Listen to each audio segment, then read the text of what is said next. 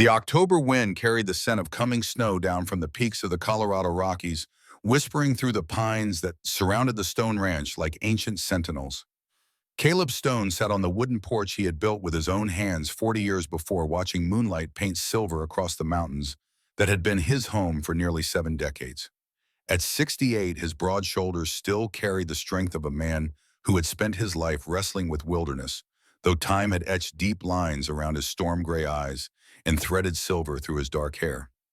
Beside him sat his grandson James, 18 years old, and looking uncomfortable in the crisp new uniform of the United States Army.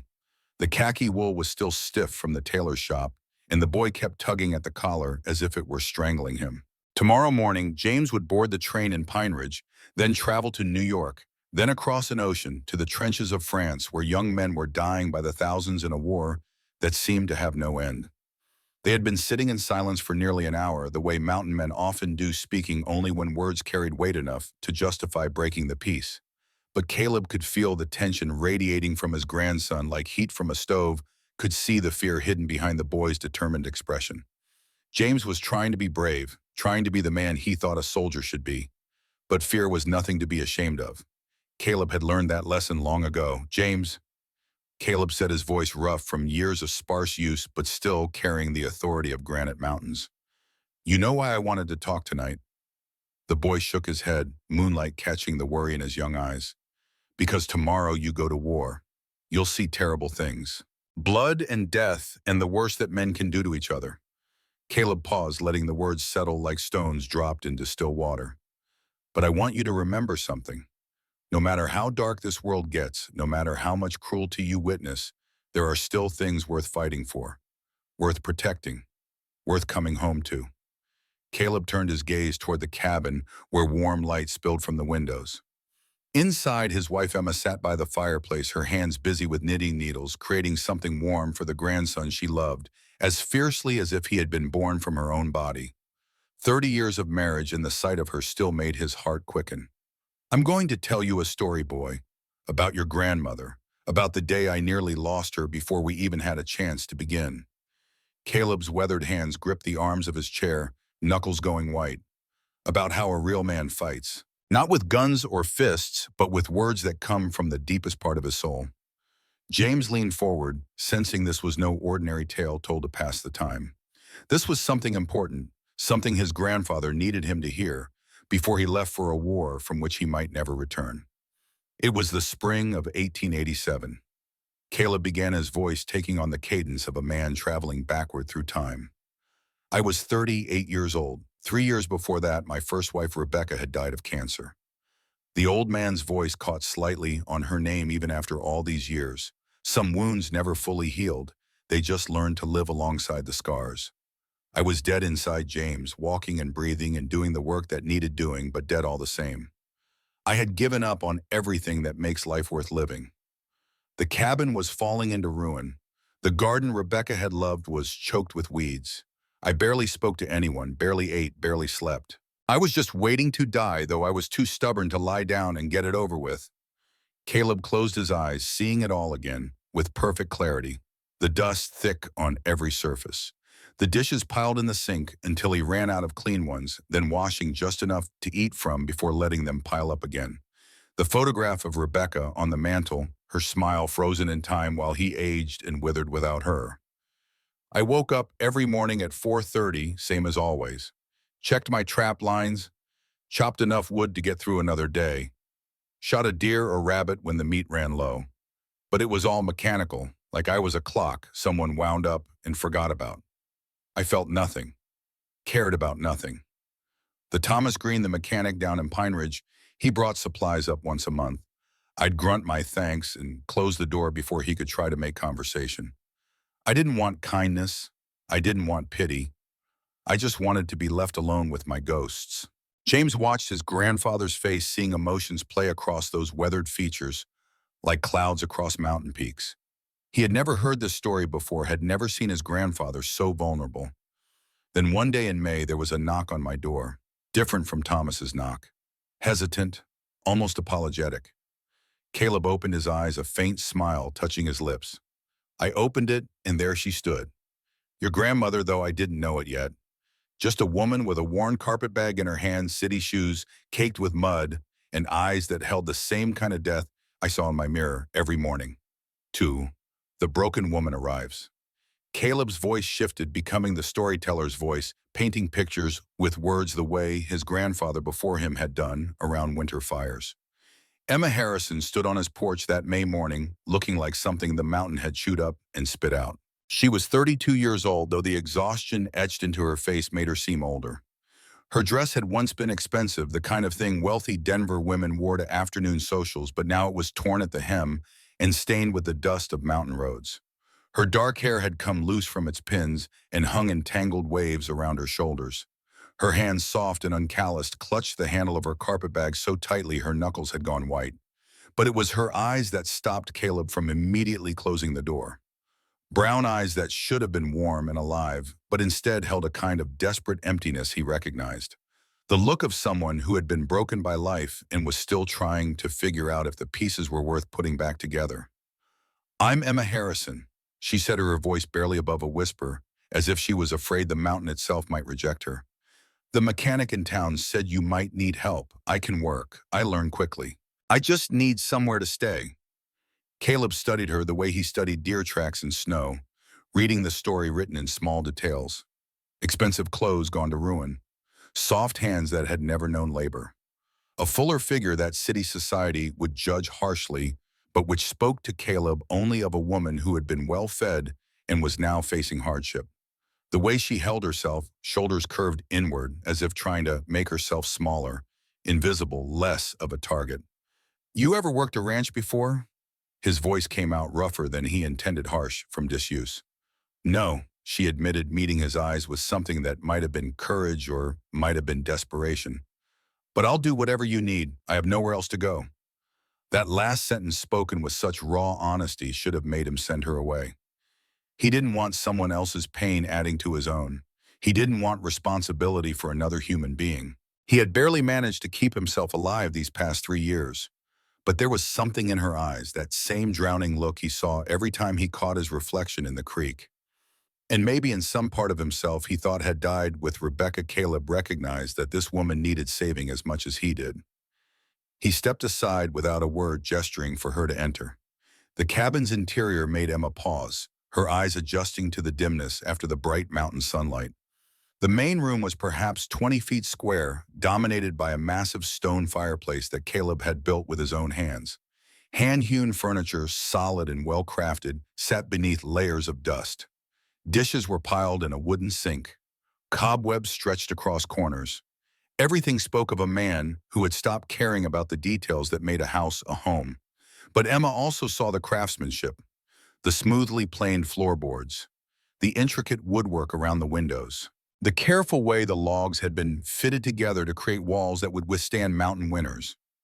This had been built with love, maintained with pride, until something had broken the man who lived here. "Back room's yours," Caleb said, pointing to a door off the main room. "Work starts before sunrise. I don't tolerate laziness or complaints." Emma nodded, relief flooding through her, despite his harsh tone. She had a place to stay, at least for tonight, at least until he realized she truly had no idea what she was doing. She carried her carpetbag to the small room, finding it sparse but clean. A narrow bed, a single chair, a window that looked out onto towering pines. It was the opposite of everything she had known in Denver, in the brownstone she had shared with Richard, in the life that had crumbled around her like a house built on sand. That first night, Emma lay in the unfamiliar bed listening to unfamiliar sounds. Wind in the pines making a sound like ocean waves. An owl calling in the distance. Something larger moving through the brush outside her window, making her heart race until it passed. She was more alone than she had ever been in her life, in a place so different from everything she knew that it might as well have been another planet. But she was also free. Free from Richard's disgust. Free from the pitying looks of former friends. Free from the suffocating weight of her failed marriage and her failed body and all the ways she had been told she was not enough. In the main room, Caleb stood at his window staring out at the mountains silhouetted against stars. He had taken in a stranger, a city woman who would probably quit after the first hard day. He should have sent her away, should have maintained the isolation that kept him safe from feeling anything. but something about her desperate courage had stirred something in him he thought was dead. Not attraction, not sympathy, just recognition. One broken soul recognizing another in the darkness. 3. The breaking begins. The next morning, Caleb woke Emma before dawn with 3 sharp knocks on her door. When she emerged bleary-eyed and fumbling with her dress buttons, he was already outside. The sky was that deep blue that comes just before sunrise, stars still visible overhead, but fading as light crept across the eastern horizon. He handed her an axe without preamble. 3 pounds of steel on a hickory handle worn smooth by years of use. Wood, he said simply, pointing to a massive pile of logs stacked near the tree line. Split enough to fill the box by the fireplace. I'll show you once. Caleb positioned a log on the splitting stump, a massive round of oak that had served this purpose for decades. He raised the axe with practiced ease, bringing it down in a smooth arc that split the log cleanly in 2. The sound rang out across the clearing like a gunshot, and Emma flinched. Your turn. Emma had never held an axe in her life. It was heavier than she expected, the balance unfamiliar in her soft hands. She positioned a log the way Caleb had, trying to remember every detail of his movement. She raised the axe muscles, already protesting the weight, and brought it down. The blade skittered off the log sideways, the impact jarring her arm so badly she nearly dropped the axe. The log remained whole and mocking. Caleb said nothing, just watched. Emma tried again, and again. The first 5 swings missed the log entirely or glanced off at angles that sent vibrations shooting up her arms. Her shoulders began to burn. Sweat beaded on her forehead despite the cool morning air. The 6th swing connected solidly, but the blade embedded itself in the wood, stuck fast. Emma pulled and twisted, her face reddening with effort and embarrassment, until finally the axe came free with a sound like tearing wood. By the 20th swing, blisters had formed on her palms. By the 40th, those blisters had torn open, leaving raw flesh that bled onto the axe handle. Emma's breath came in ragged gasps. Her shoulders screamed. Her back ached from the unfamiliar motion. But she kept swinging. Caleb watched from the porch, his face unreadable. When Emma finally managed to split one log cleanly through, he gave a single nod and went inside.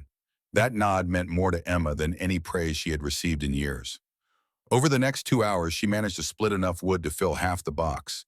Her hands were a mess of blood and torn skin. Her arms shook with exhaustion. But she had done it. She had completed the task, however poorly, however slowly. Caleb came out as she was carrying the last armful to the box. He looked at her hands, at the blood on the axe handle, at the small pile of split wood that had cost her so much effort. Without a word, he went inside and returned with clean cloth and a jar of salve that smelled of pine resin and herbs. He took her hands in his calloused ones, his touch surprisingly gentle, and wrapped them with practiced efficiency. Tomorrow you'll do better, was all he said. The second task came after a breakfast of cornmeal mush and coffee so strong it made Emma's eyes water. Caleb handed her 2 wooden buckets on a yoke designed to rest across the shoulders. Creek's that way. He pointed to a trail leading downhill through the pines. 50 yards, fill both buckets. We need water for cooking, cleaning, and the stock. The path to the creek was steep and rocky, harder to navigate than Emma expected. The creek itself was beautiful, crystal clear water, rushing over smooth stones, but she had no time to appreciate it.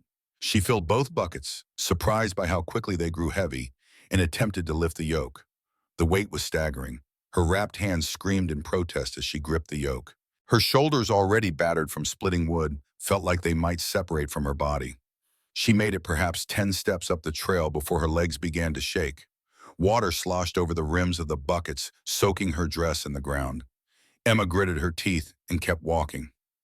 Another 10 steps. More water lost. Her vision began to narrow, black spots dancing at the edges. She was going to faint. She was going to drop the buckets and collapse, and prove to Caleb Stone that she was exactly as useless as she felt. But she didn't. She made it back to the cabin, less than half the water still in the buckets, her dress soaked through, her whole body trembling. She set the buckets down by the porch and immediately sat on the steps, afraid her legs would give out if she remained standing. Caleb looked at the half-empty buckets and then at Emma, her chest heaving, her face flushed red with effort. Again, he said. Emma wanted to cry, wanted to scream. wanted to tell him it was impossible, that he was asking too much, that she couldn't do this. But she had nowhere else to go, no other options. So she stood, lifted the yoke again, and started back down to the creek. By the end of that first day, Emma had hauled water 6 times, split wood until her hands were too damaged to grip the axe anymore, weeded a section of the overgrown garden under the merciless sun, and fed chickens that pecked at her ankles with what seemed like deliberate malice. She collapsed into bed without eating, her body one massive ache, and cried herself to sleep. But the next morning, when Caleb knocked on her door before dawn, she got up. For the first month, the days blurred together in a haze of pain and exhaustion and small victories that felt like miracles. Emma's body, soft from years of city living and the weight gained from fertility treatments, began to change in ways that shocked her. The blisters on her hands hardened into calluses.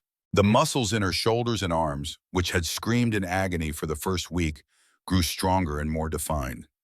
Her back stopped aching every time she bent to pull weeds. The walk to the creek, which had seemed impossible that first day, became routine. By the end of the second week, Emma could split wood with something approaching efficiency. The axe no longer felt like an enemy, but a tool she was learning to master. She developed a rhythm, a way of swinging that used her whole body rather than just her arms, and the wood began to split cleanly more often than not. Caleb watched her progress with what might have been approval, though his face remained as impassive as the mountains themselves. His instructions were gruff, limited to the absolute minimum of words needed to convey information. But Emma began to notice small things: the way he placed logs on the stump at an angle that made them easier to split, how he positioned the water buckets at precisely the right height so the yoke settled more comfortably across her shoulders, the way he had cleared rocks from the path to the creek without mentioning it. He was helping her in his silent way, making the work fractionally easier without acknowledging he was doing so.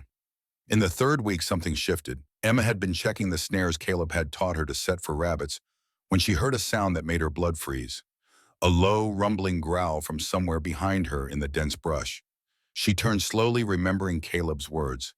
Never run, never show fear. Predators can smell terror like blood in water. The mountain lion stood 30 feet away, partially obscured by pine branches.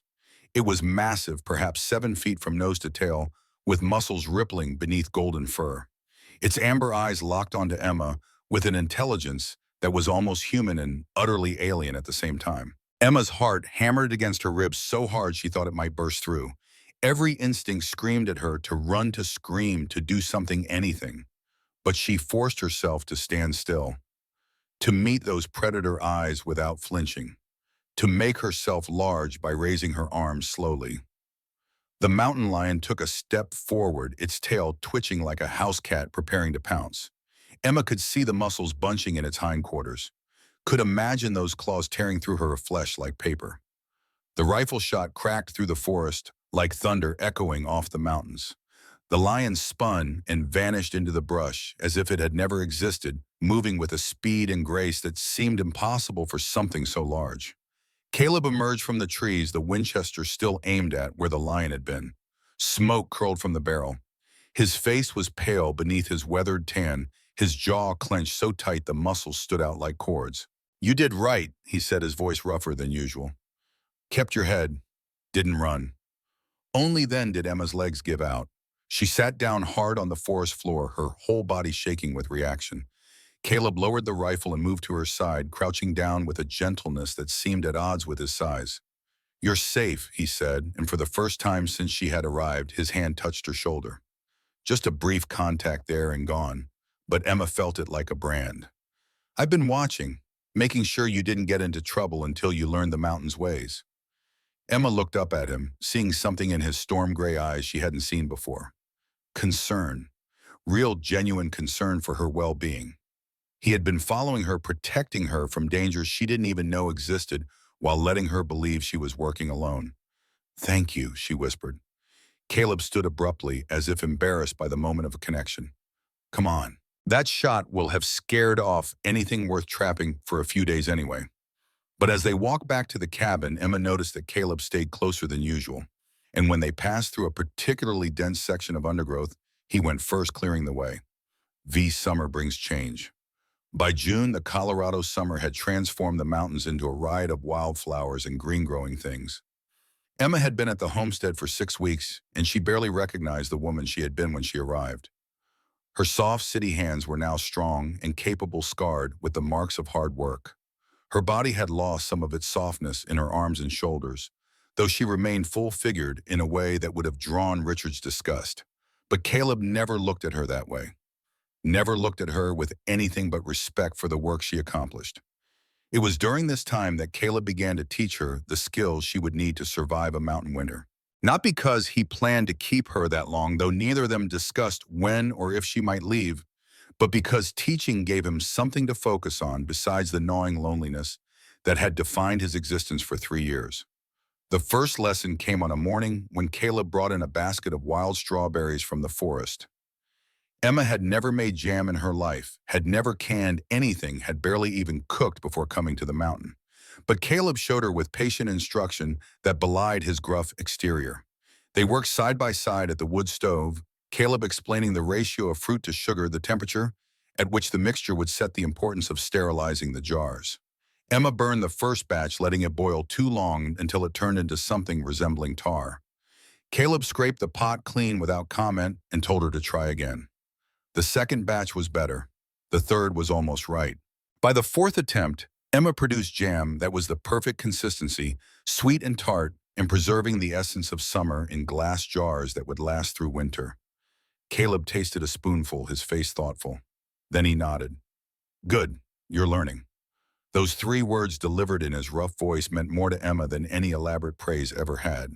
She felt a warmth in her chest that had nothing to do with the summer heat and everything to do with the quiet pride of accomplishment.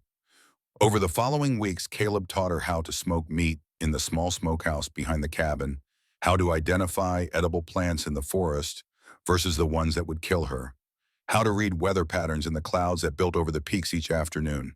He showed her how to preserve vegetables in brine, how to dry herbs for winter medicine, how to render fat for soap and cooking. Each lesson was delivered with minimal words but maximum attention to detail. Caleb was not a talkative man, but he was a thorough teacher. And Emma proved to be a dedicated student, soaking up knowledge like the parched earth soaked up summer rain. But it was the shooting lesson that changed something fundamental between them. Caleb brought out the Winchester one July morning, along with a box of cartridges and a serious expression. A mountain wife needs to know how to protect herself, he said, and only later did Emma realize he had said wife, not woman. The rifle was heavier than Emma expected, the walnut stock smooth against her cheek when Caleb showed her how to sight down the barrel. They set up targets against the mountain backdrop, old tin cans placed on a fallen log 50 yards away.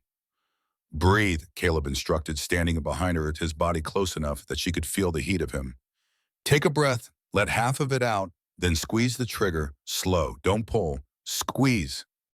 Emma tried to focus on the target, on her breathing, on the mechanics of the shot. But she was acutely aware of Caleb's presence behind her, the way his hand rested lightly on her shoulder to adjust her stance.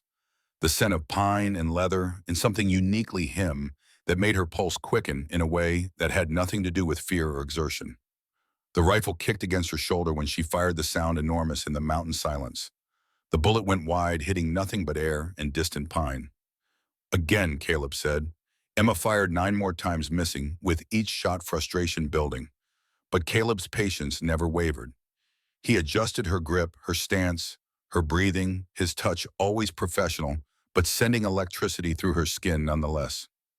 The 11th shot rang true. The tin can jumped and spun, the metallic clang of success echoing across the clearing. Caleb smiled. Emma had never seen him smile before, not a real one, and it transformed his entire face. The hard lines around his eyes softened. His lips, usually pressed into a grim line, curved with genuine pleasure. For a moment she glimpsed the man he must have been before grief had carved him hollow. Well done, he said, and his hand squeezed her shoulder in congratulation. That night they sat on the porch as the sun set behind the western peaks, painting the sky in shades of gold and crimson and deep purple. This had become a ritual of sorts, though neither acknowledged it as such. After dinner, after the dishes were washed and the cabin tidied, they would sit in companionable silence and watch the mountains darken. But tonight was different. Tonight Caleb spoke more words than Emma had heard from him in all the weeks combined. Rebecca would have liked you, he said quietly, his gaze fixed on the distant peaks. My wife. She always said this place needed a woman's touch. She loved the mountains, but missed having another woman to talk to sometimes. Emma's breath caught. This was the first time Caleb had mentioned his wife by name, had acknowledged her as a real person, rather than a ghost haunting the edges of their existence. "How long were you married?" Emma asked softly, afraid that too loud a voice might break whatever spell had loosened Caleb's tongue. 12 years. Met her at a harvest dance in town when we were both barely 20. Knew the first time I saw her that she was the one I'd spend my life with. His voice carried a weight of memory and loss. Built this cabin for her, every log, every board, every nail. Wanted it to be perfect for her. Emma waited, sensing there was more he needed to say. Cancer took her 3 years ago. Stomach cancer. I watched her waste away for 8 months, getting thinner and weaker, until there was barely anything left of her. Caleb's hands gripped the arms of his chair until his knuckles went white. She died in our bed, holding my hand, telling me it was okay to let her go. But it wasn't okay. Nothing about it was okay. "I'm sorry," Emma whispered inadequate words for enormous pain. "After she passed, I couldn't see the point of anything anymore. The cabin didn't matter. The ranch didn't matter. I barely ate enough to keep breathing.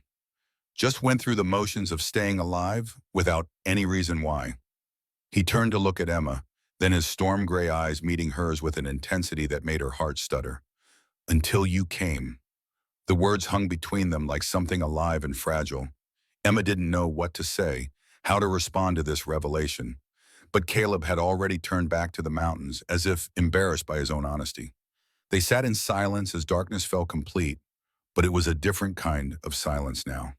Charged with possibilities neither of them was quite ready to name. 6. Rebecca's garden. It was Eleanor Hayes who finally told Emma about the flower garden behind the cabin.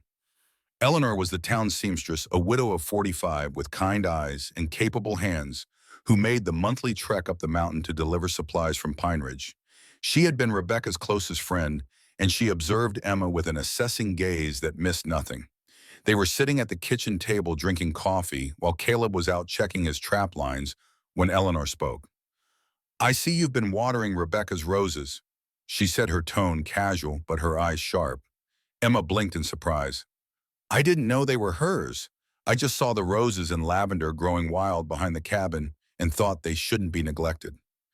Eleanor smiled, a sad, knowing expression. That was Rebecca's pride and joy. She spent years cultivating that garden, bringing in roses that shouldn't survive this high-up coaxing lavender to bloom in mountain soil. When the cancer took her strength, she couldn't tend it anymore. "Caleb hasn't touched it since she died. Too painful to remember, I think." Emma thought about the mornings she had spent in that overgrown space, pulling weeds and deadheading spent blooms, training wayward vines back onto trellises. She had found a kind of peace there, a meditation in the simple act of tending, growing things. "I didn't mean to intrude," Emma said. "I can stop if—" "Don't you dare stop," Eleanor interrupted, reaching across to grip Emma's hand. "Rebecca would be glad someone's caring for her flowers. And Caleb," she paused, choosing her words carefully, "Caleb needs to see that life can continue, that tending what Rebecca loved isn't a betrayal, but a tribute." That afternoon, when Caleb returned from his trapline, he stood at the edge of the clearing, watching Emma work in the garden. She was on her knees in the dirt, her dress already stained with soil, carefully pruning back dead wood from a rose bush to encourage new growth. Her hair was tied back with a strip of cloth, and she was humming softly some tune from her childhood, perhaps. Caleb's chest tightened as he watched her. Rebecca used to hum while she worked in that garden. Different songs, but the same contentment in the sound. For 3 years, he had avoided this space, unable to bear the reminder of what he had lost. But seeing Emma there, bringing life back to what had become a monument to death, something shifted inside him. He turned away before she could notice him watching, but that night, for the first time since Rebecca's death, Caleb did not spend the evening staring at her photograph with tears in his eyes. Instead, he sat on the porch watching Emma tend the garden in the fading light, and he felt something he had thought dead forever stirring in his chest. Hope 7. The storm, the late August storm, came without warning, the way mountain weather often does. Emma had been in the garden harvesting the last of the late summer vegetables before the first frost could take them. The afternoon had been warm and clear, giving no hint of the violence building beyond the peaks. The sky darkened in minutes, heavy clouds rolling over the mountains like a vast gray blanket. Wind kicked up, bending the pines and sending leaves spiraling through the air. Thunder rumbled in the distance, growing closer with each passing second. Emma gathered vegetables frantically, trying to save what she could before the storm hit. She had lived through Denver thunderstorms, but nothing had prepared her for the raw fury of weather in the high country. The first drops of rain were fat and cold, splattering against her upturned face like thrown stones. Then the lightning came. A brilliant white fork that split the sky and struck a massive pine not 40 feet from where Emma stood. The tree exploded, bark and splinters flying like shrapnel, the sound so loud it seemed to crack the world itself. The smell of ozone and burning wood filled the air. For a frozen moment, Emma couldn't move, couldn't breathe, could only stare at the smoking pine that had nearly killed her. Then, terror broke the spell and she ran. Caleb was standing at the cabin door, his face pale and his eyes wide with something Emma had never seen in him before. Raw, undisguised fear. He grabbed her as soon as she reached the porch, pulling her inside with enough force to make her stumble. His hands gripped her shoulders, his face inches from hers, and when he spoke, his voice shook with an emotion too large to contain. "You could have died. Lightning doesn't give warnings up here. Don't ever take risks like that again." Rain poured off Emma's hair and clothes, forming puddles on the floor. She was shaking, whether from cold or shock, she couldn't tell. But what struck her more than her own fear was the terror in Caleb's eyes. The way his hands trembled, where they gripped her shoulders. The roughness in his voice that came from feeling, not harshness. He was afraid for her, not angry. Afraid. As if the thought of her being hurt mattered to him as much as his own safety. Emma looked up into his storm-gray eyes and saw her own feelings reflected there. The attraction that had been building slowly between them over weeks of shared work and shared silence suddenly blazed into something neither could ignore. The careful distance they had maintained, the unspoken agreement not to acknowledge what was growing between them, shattered like glass under a hammer. Caleb's hand came up to touch her face, his calloused fingers impossibly gentle against her rain-soaked cheek.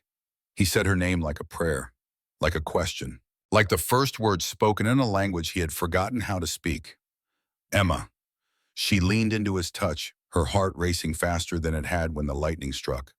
For the first time in years, she felt beautiful, desired, worthy of this man's attention in a way that had nothing to do with her appearance and everything to do with her soul.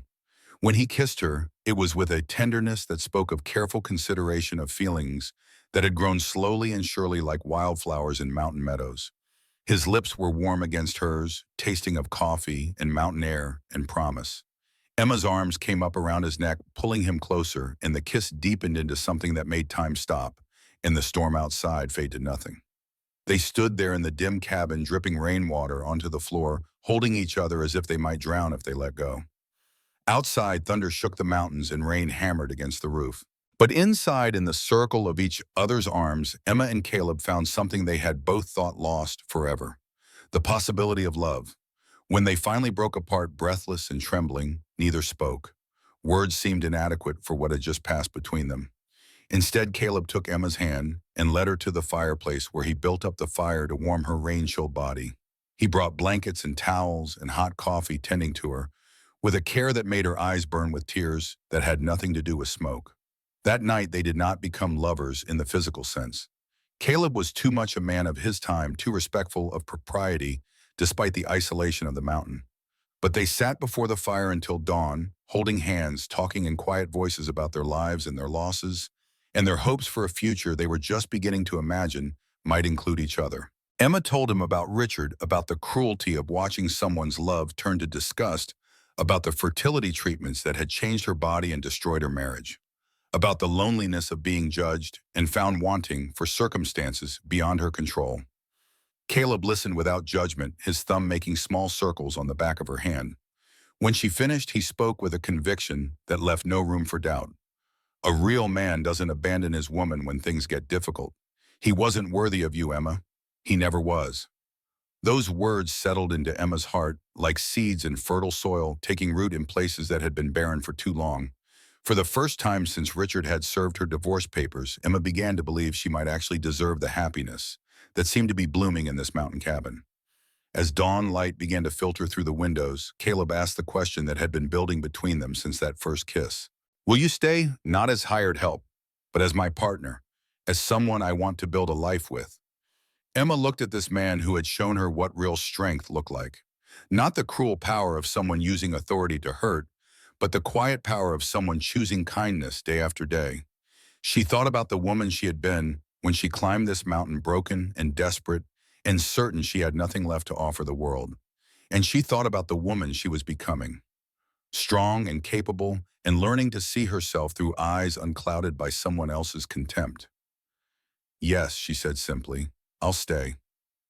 Outside, the storm had passed, leaving the world washed clean and glistening.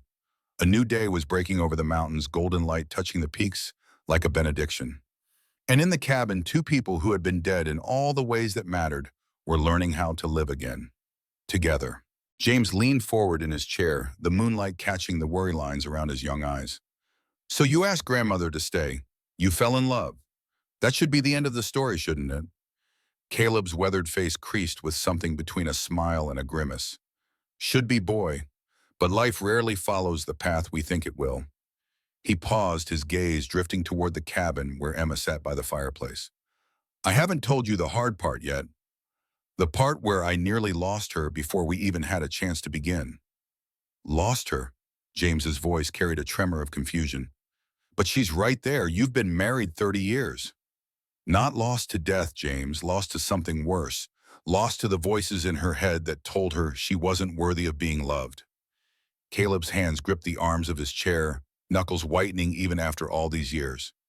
There are wounds that don't show on the body, but cut deeper than any blade.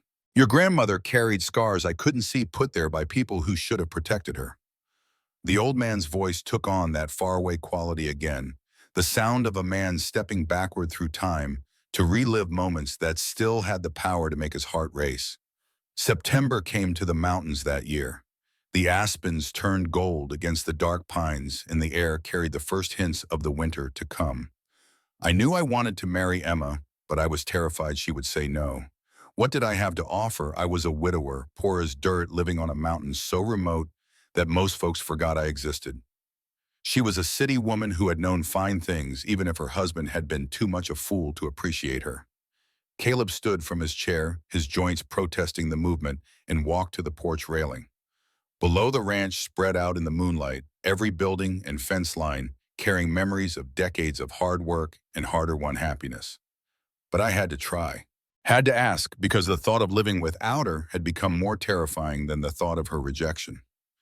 James watched his grandfather's profile, seeing emotions play across those weathered features, like shadows across stone.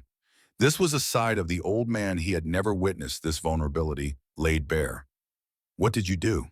James asked quietly. Caleb turned back to him, his storm gray eyes reflecting starlight. I carved her a ring from mountain jade and asked her to be my wife. 2. The proposal. The flashback washed over Caleb like a wave, pulling him back to that September morning 30 years past. He had risen even earlier than usual, his stomach churning with nerves, like a green boy facing his first dance. The jade ring sat heavy in his pocket, the stone cool against his palm when he touched it for reassurance.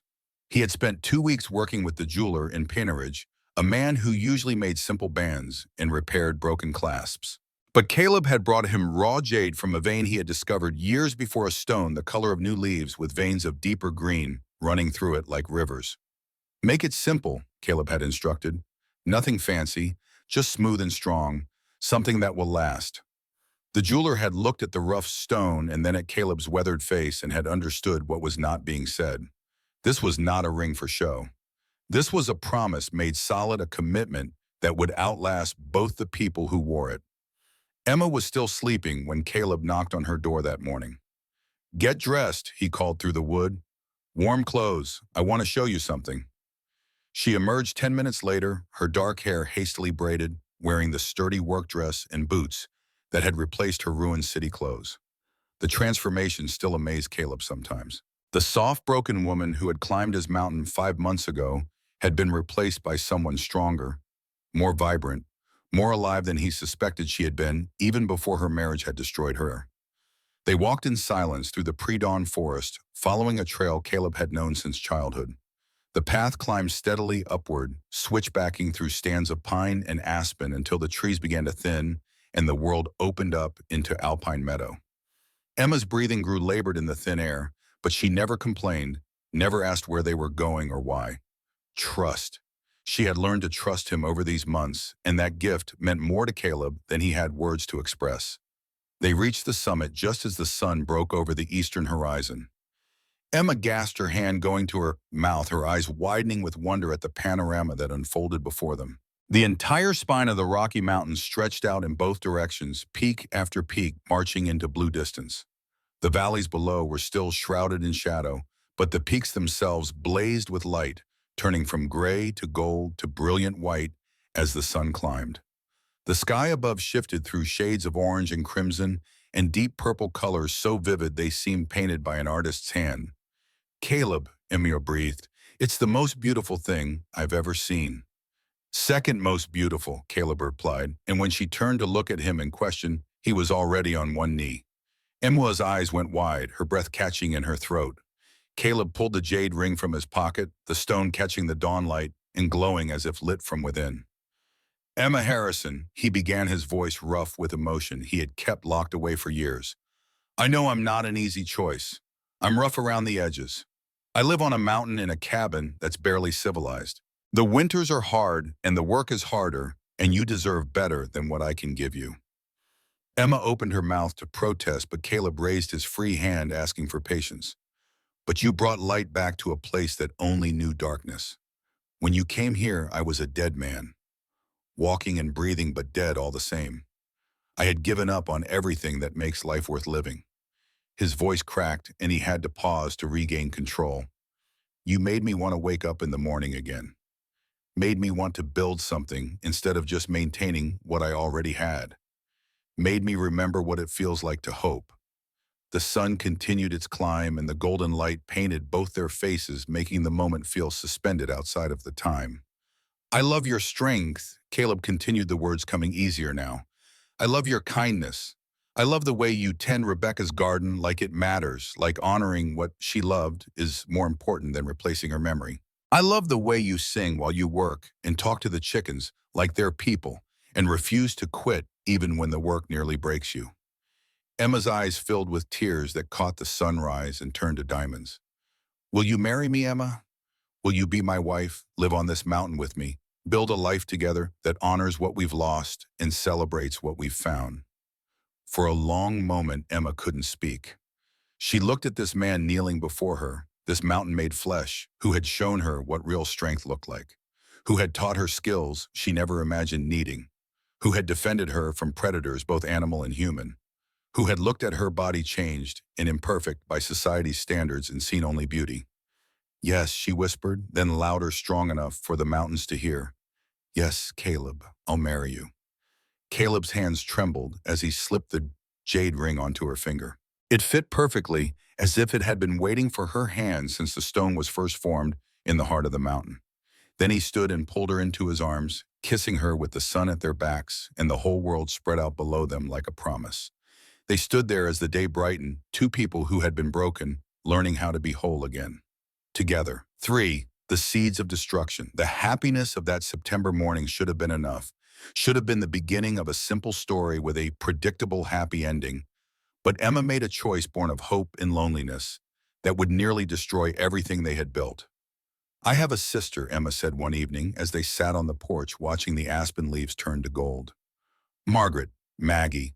We haven't spoken since the divorce. She sided with Richard, said I should have tried harder to keep him happy, that I had let myself go, and what did I expect?" Caleb felt cold fingers of warning trace down his spine, but he kept his voice neutral. "You want to invite her to the wedding. I know it's probably foolish," Emma continued, her fingers twisting together in her lap. "But she's my only family. My parents are gone. I have no one else. And I keep thinking maybe if she sees how happy I am, maybe if she meets you and sees that someone can love me as I am, maybe we can heal what's broken between us." Caleb looked at the woman who would soon be his wife, seeing the hope and loneliness warring in her expression. He wanted to tell her no, wanted to forbid this sister from coming anywhere near their mountain. But he had learned over the past months that Emma needed to make her own choices to reclaim the agency that Richard had stolen from her. "If it's what you want, then invite her," he said finally. "But Emma, don't expect her to change. People usually are what they've always been." "I know," Emma said softly, "but I have to try." The letter went out the next day, carried down the mountain by Thomas Green. In it, Emma described her new life, her upcoming marriage, and extended an invitation to the simple ceremony they were planning at the Pine Ridge Chapel. She tried to sound confident and happy, tried to convey that she had found something real and lasting after the devastation of her divorce. The telegram that came back 2 weeks later was brief. "Will attend with friends, arriving November 10th. Margaret." Emma smiled when she read it, relief and anticipation lighting her features. Caleb said nothing, but the warning fingers that had traced his spine before now wrapped around his heart like a fist. The wedding was planned for November 13th, giving Maggie 3 days to arrive and settle in before the ceremony. It would be a simple affair, Pastor William Carter officiating in the small wooden chapel that served Pine Ridge's spiritual needs. Eleanor Hayes was sewing Emma's dress, a simple ivory gown that accommodated Emma's figure without apology. Thomas Green had agreed to stand up with Caleb, and Martha Green, Thomas's wife, would stand with Emma. The townspeople had embraced Emma over the summer months, watching her transformation with approval and affection. She had earned her place among them through hard work and genuine kindness, helping Martha with her garden teaching, Eleanor techniques for preserving food she had learned from Caleb, sitting with sick children when the town's only doctor was overwhelmed. Pine Ridge had claimed Emma as one of their own, and they looked forward to celebrating her marriage to the mountain man who had finally rejoined the living. But on November 10th, when the stagecoach from Denver arrived, it brought more than just Margaret Harrison. For the invasion. Caleb was in town buying supplies when the coach pulled up in front of Pine Ridge's only hotel. He stopped mid-stride when he saw what emerged. Margaret Harrison stepped down first, and Caleb's first thought was how little she resembled her sister. Where Emma was warm and soft, built for comfort and nurturing, Maggie was all sharp angles and cold elegance. Tall and slender, dressed in a traveling suit that probably cost more than most Pine Ridge families earned in a month, her dark hair swept up in an elaborate style that belonged in Denver ballrooms, not mountain towns. But it was her eyes that sent warning bells clanging in Caleb's mind. Cold, assessing, looking at Pine Ridge and everyone in it with barely concealed contempt. Behind Maggie came 4 more women, all cut from the same expensive cloth. They emerged from the coach in a rustle of silk and murmured complaints, their faces registering shock and disgust at their surroundings. "Is this really the entire town?" one of them asked, loud enough to carry. "Quaint," another replied, her tone making the word sound like an insult. Maggie's gaze swept across the street and landed on Caleb. Her eyes narrowed, taking in his worn work clothes, his weathered face, his large frame that spoke of hard labor rather than soft living. Something flickered in her expression, gone too quickly to name, but Caleb recognized it instinctively. Predator recognizing prey. He approached anyway because Emma would expect it, because these were her guests, even if every instinct screamed at him to send them back to Denver on the next coach. "Mrs. Harrison," he asked, removing his hat in a gesture of respect he didn't feel. "Miss Harrison," Maggie corrected, her voice cultured and cold. "I kept my maiden name after my divorce, and you must be Caleb Stone, the mountain man my sister is marrying." The way she said mountain man made it sound like a slur, something primitive and barely civilized. Caleb felt his jaw tighten, but forced his voice to remain level. "Ma'am, Emma is up at the cabin. I can take you up there once you're settled." "How far is this cabin?" one of Maggie's friends asked, looking appalled. "About an hour's ride up the mountain trail," Caleb replied. The women exchanged glances that spoke volumes. An hour on mountain trails in their expensive clothes. The horror.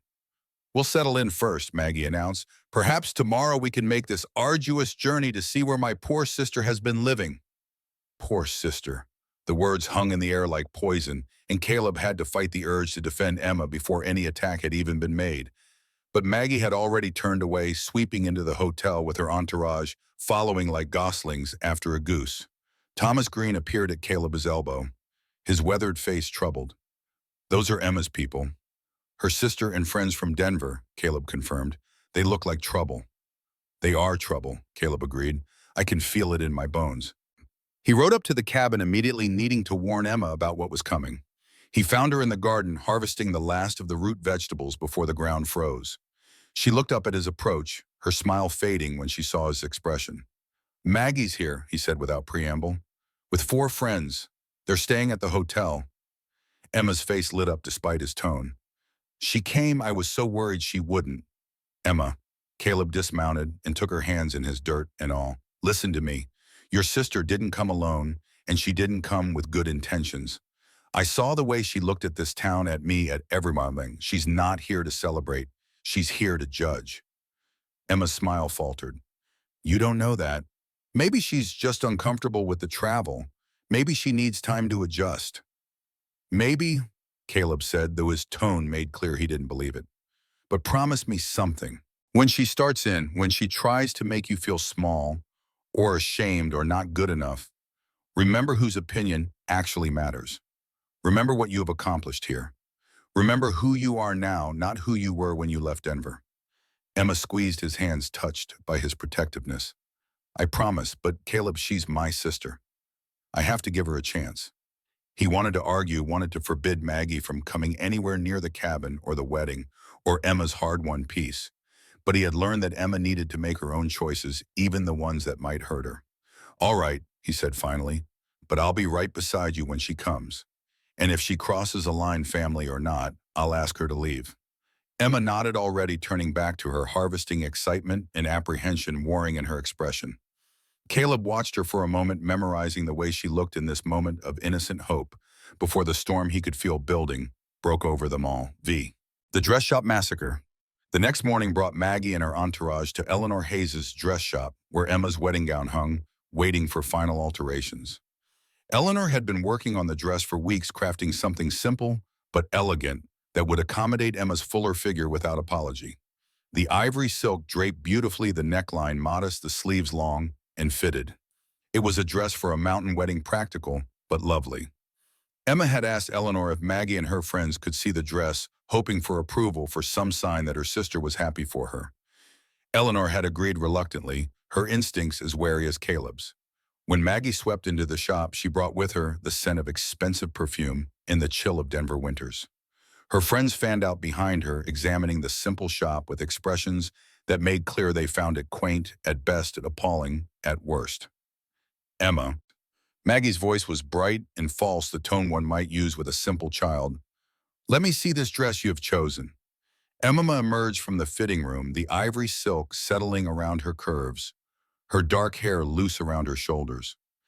Eleanor had styled it simply, and in the soft light of the shop, Emma looked beautiful, radiant with happiness and anticipation. "What do you think?" Emma asked, turning slowly, her face hopeful. Maggie circled her sister like a predator, circling prey, her eyes cataloging every inch of Emma's body with surgical precision. When she finally spoke, her voice carried clearly through the small shop. "Really, Emma, don't you think you should have lost some weight before the wedding? I mean, I know mountain life is supposed to be healthy, but you look like you've been eating nothing but beans and biscuits." The words hit Emma like physical blows. Her smile froze, then crumbled. Her hands moved instinctively to her stomach, trying to hide what Maggie had highlighted. Maggie's friends laughed, high-pitched sounds like breaking glass. "The dress strains a bit across the hips, doesn't it?" one of them observed, her voice dripping false concern. "Perhaps if the seamstress let it out more," another suggested. "For comfort." Eleanor's face flushed red with anger. "The dress fits perfectly. Emma looks beautiful." Maggie turned to Eleanor with a smile that never reached her eyes. "You're very kind to say so, but you're a small-town seamstress. You wouldn't know about Denver fashion standards, or what men actually find attractive." Emma felt something inside her cracking, all the confidence she had built over months of hard work, and Caleb's steady regard fracturing under the weight of familiar criticism. These were the same words Richard had used, the same tone, the same implication that she was fundamentally flawed and trying to hide it. "And this Caleb person," Maggie continued, examining her to manicured nails. "This mountain hermit, does he even have indoor plumbing? How embarrassing for you, sister, to have fallen so far." "Mr. Stone is a good man," Eleanor interjected, her voice sharp. "He's respected in this community, and he loves Emma for exactly who she is. How sweet, Maggie replied, her tone suggesting it was anything but. He loves her because he has no other options on this mountain. How romantic. Emma's eyes filled with tears. She turned and fled back into the fitting room, her hands shaking as she struggled with the buttons, desperate to get the dress off to escape the poison Maggie had brought with her. Eleanor followed, helping her with gentle hands, whispering reassurances that Emma could barely hear over the roaring in her ears. In the main shop, Maggie and her friends continued their commentary, their voices carrying clearly through the thin walls. Poor Emma. She always did settle for whatever she could get. At least this mountain man seems willing. That's more than Richard was by the end. I give it a year before he realizes his mistake. Emma sat on the small stool in the fitting room, wearing only her chemise and drawers, her arms wrapped around herself as if she could hold the pieces together through pressure alone. Eleanor knelt beside her, fury in her eyes. Don't listen to them, child. They're poison. But what if they're right? Emma whispered. What if I am settling? What if Caleb is just being kind because he's lonely? Have you seen the way that man looks at you? Eleanor demanded. Like you hung the moon and stars. That's not kindness. That's love. But Emma couldn't hear her. The demons Maggie had awakened were too loud, drowning out everything else. 6. The homestead violation. The assault continued that afternoon when Maggie insisted on visiting the stone homestead. I must see where my sister has been living, she announced at the hotel, her tone suggesting she expected to find Emma in squalor. Emma had hoped the visit would go better than the dress fitting, hoped that seeing the cabin Caleb had built, the garden she had restored, the life they had created together, might soften Maggie's judgment. Instead, it was a systematic destruction of everything Emma held dear. The two carriages struggled up the mountain trail, the Denver women complaining loudly about every jolt and bump. When they finally reached the clearing where the cabin stood, their reaction was immediate and cruel. You live in a log cabin? Constance Hartwell, the banker's wife, asked in horror. Like pioneers. How rustic, Lydia Pemberton added, examining the vegetable garden with distaste. You actually grow your own food. With your own hands. Dorothy Fletcher touched Emma's calloused palm as if it were diseased. My God, Emma, what have you done to yourself? Caleb had been chopping wood when the carriages arrived, and now he stood with the axe still in his hands, watching these women dissect the life he and Emma had built, with expressions of disgust and pity. His jaw clenched tighter with each comment, his knuckles whitening on the axe handle. Maggie swept through the cabin like a plague, her eyes cataloging every simple piece of furniture, every hand-woven rug, every sign of the hard but honest life Emma had chosen. When she found Rebecca's photograph on the mantel, she picked it up with false sympathy. Oh, the dead wife, how tragic. She turned to Caleb with a smile that made his skin crawl. Can you even afford a second wedding, Mr. Stone? Or is Emma expected to pay for her own degradation? The word degradation hung in the air like a slap. Emma flinched visibly. Caleb's hands clenched into fists, the axe long since set aside, his entire body vibrating with the effort of maintaining control. My finances are none of your concern, he said, his voice dangerously quiet. And if you can't speak respectfully in my home, you're welcome to leave. Temper, temper, Beatrice Manning, Haggie's closest friend, said with mock concern. Is this what Emma has to look forward to, mountain man rage? Emma saw Caleb's face go white, then flush with fury he was struggling to contain. She stepped between him and the women, her voice shaking. Perhaps we should go back to town. This visit isn't going well. No, let's stay, Maggie said, settling onto Caleb's handmade chair as if it were a throne. I want to understand what could possibly have attracted my sister to this life. Surely there must be some charm I'm missing in this primitive existence. For the next hour, she and her friends picked apart everything. The simple furniture, the lack of servants, the necessity of hauling water and chopping wood and growing food. They asked intrusive questions about Caleb's income, his education, his family background. Each question was designed to highlight how far Emma had fallen from Denver society, how desperate she must have been to accept this life. Through it all, Caleb remained silent, his storm gray eyes fixed on Maggie with an intensity that should have warned her she was playing with fire. But she was too focused on her destruction to notice the danger building. When they finally left, as the sun began to set, Emma stood in the clearing, watching the carriages disappear down the trail. Caleb came to stand beside her, his hand reaching for hers, but she pulled away. "Don't," she whispered. "Please, I need to be alone." She went into the cabin, closing the door between them, leaving Caleb standing in the gathering darkness with fury and helplessness warring in his chest. The Bachelor Incident. The night before the wedding, the men of Pinneridge insisted on gathering at the town's only saloon to celebrate Caleb's upcoming marriage. It was tradition, they said, a way to mark a man's transition from single to married life. Caleb didn't want it, but Thomas Green had organized it, and the townsmen expected it, so he went. The saloon was crowded with familiar faces. Ranchers and miners, the blacksmith and the general store owner men, Caleb had known for years, but had avoided since Rebecca's death. They clapped him on the back and bought him drinks and told stories about marriage that were meant to be humorous, but mostly just revealed their own deep affection for their wives. Then the Denver men arrived. Maggie's friends had husbands, of course, successful men from Denver's business class who had made the journey west out of obligation. They entered the saloon wearing expensive suits and expressions of superiority, their presence changing the atmosphere from celebration to competition. The banker Constance Hartwell's husband was already drunk when he arrived. He surveyed the rough-dressed townsman with barely concealed contempt, ordered whiskey that cost more than most men in the room earned in a day, and began holding court as if the saloon were his personal club. "Must be quite an adjustment for Stone," he said loudly to one of his companions, "taking on damaged goods at his age. Though I suppose beggars can't be choosers on a mountain." The saloon went quiet. Every man there knew what those words meant, the casual cruelty they represented. Thomas Green's hand went to Caleb's shoulder, a warning and restraint at once. But Caleb was already moving. He crossed the space between them in 3 strides, grabbed the banker by his expensive collar, and lifted him clean off the floor.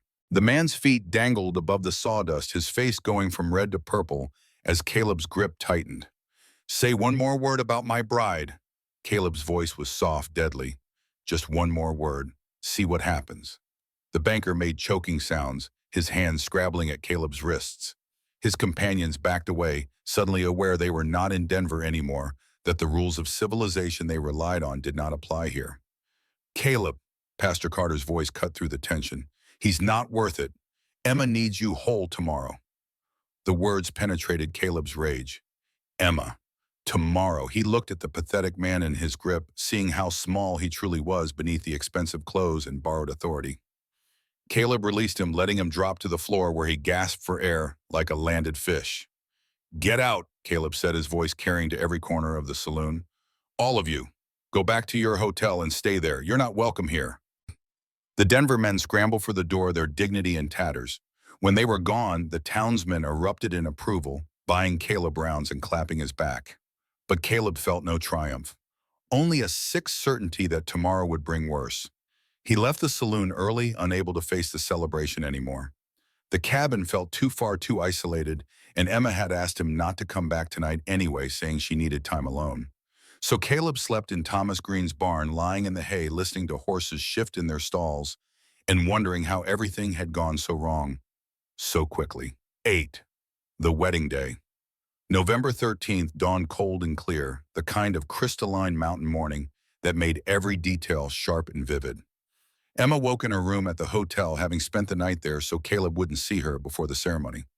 It was tradition, Eleanor had said. Bad luck for the groom to see the bride on the wedding day.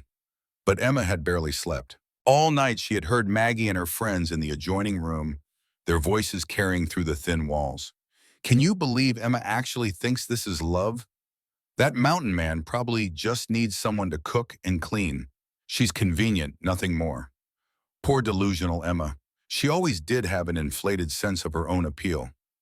The words burrowed into Emma's mind like parasites, feeding on every insecurity Richard had planted there. By morning, she could barely look at herself in the mirror. Every curve Caleb said he loved seemed grotesque. Every callus he had kissed seemed shameful. Every moment of happiness she had felt over the past months seemed like a delusion she had constructed to avoid facing the truth. She was settling. Caleb was settling. They were 2 lonely people making do with what they could get rather than what they deserved. Eleanor arrived to help her dress, taking one look at Emma's face and immediately knowing something was terribly wrong. "What did they say to you?" Eleanor demanded. "Nothing," Emma lied. I just didn't sleep well. Emma Harrison, you look at me. Eleanor gripped Emma's shoulders, forcing eye contact. Those women are poison.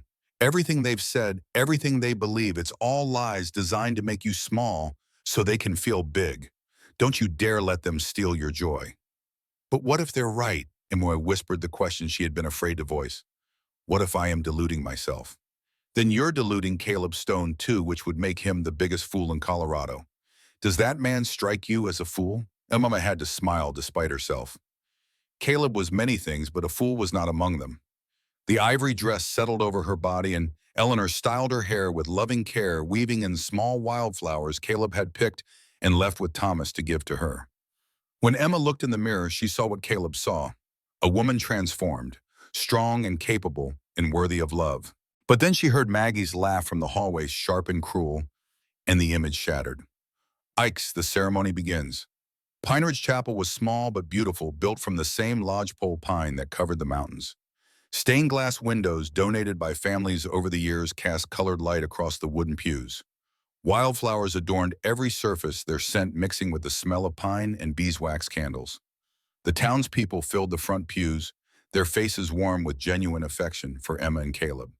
They had watched this romance bloom over the summer, and fall had celebrated Emma's integration into their community, had welcomed her as one of their own.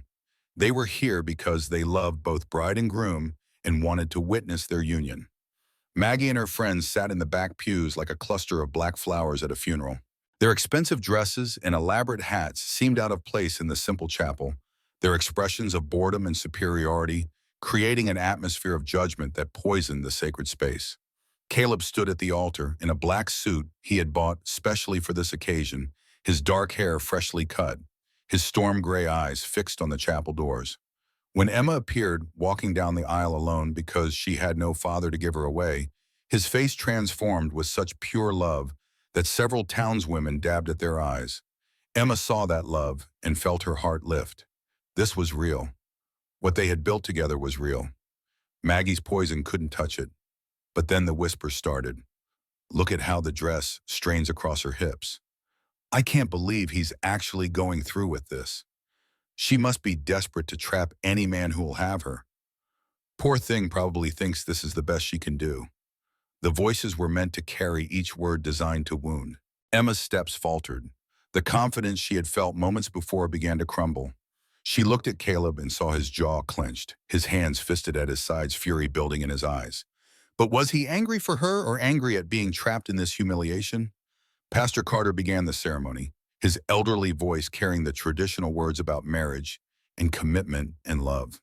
But the whispers continued, a toxic undercurrent that made the sacred words sound hollow. When Pastor Carter reached the part about objections about whether anyone knew any reason why this couple should not be wed, Emma held her breath. Surely no one would actually object. Surely even Maggie wouldn't go that far.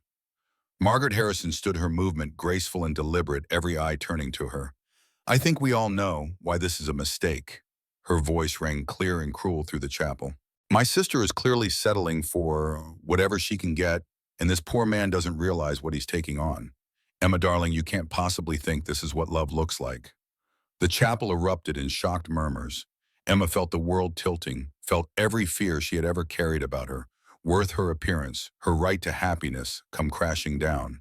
She looked at Caleb and saw his face white with rage, saw his hands shaking with the effort to control himself. He was humiliated.